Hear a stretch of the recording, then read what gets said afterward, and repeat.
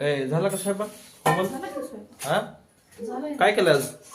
मटकीची भाजी, मटकीची भाजी आणि चपाती. चपाती केली बाई. बर बर बर. स्वराचा डबा भरती, त्याला बटाटा उकडला एक. काय केली आज भाजी? मटकीची भाजी म्हणा. मटकीची भाजी केली आणि चपाती केली तुम्ही. हो. स्वरा गेली शाळेत सकाळीच. स्वरा किती वाजता गेली? सकाळी 6:45. 6:45 ला गेली.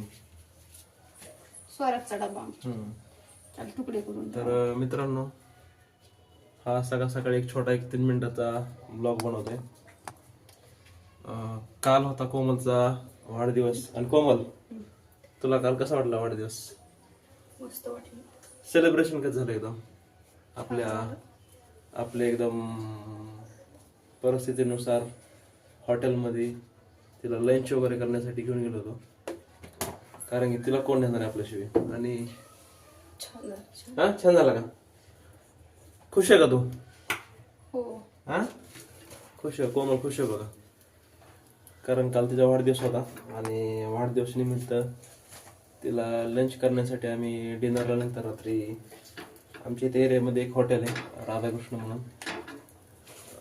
दिवसभर गेलतो का आम्हाला, नंतर आलो 5 वाजता आणि लवकर आवरला आम्ही आणि पटापट आवरून गेलोत.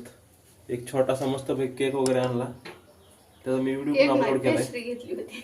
हा पेस्ट्री घेतली होती कारण तिला काल सोमवार होता आणि तुला केक खायचा होता काल सोमवार होता ना आणि उपवास होता तिला. तिचा सोमवार सोडायचा पण होता. तर त्याच्यामुळे तिने काय केक नाही खाल्ला. केक खाल्ला आम्ही बाकीच्यानी. तिने थोडा एकदम लाईटली घेतला कारण तिला उपवास असल्यामुळे तिला वाटलं त्याच्यामध्ये काय अंडे वगैरे काय मिक्सिंग करतात का. अंडे वगैरे मिक्सिंग त्याच्यामध्ये नसतात. आणि एक तिला छोटस गिफ्ट घेतलं मी काल.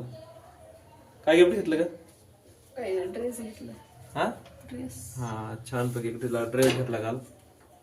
तिचं इच्छा होती की तिला एक स्मार्ट वॉच घ्यायची, पण स्मार्ट वॉच आम्ही घ्यायला गेलो स्मार्ट वॉच आणि त्या लाईट नव्हती. त्या दुकानामध्ये लाईटच नव्हती. आणि ते टायटनचं शोरूम होतं, काहीतरी इलेक्ट्रिकल प्रॉब्लेम होता लाईटचा.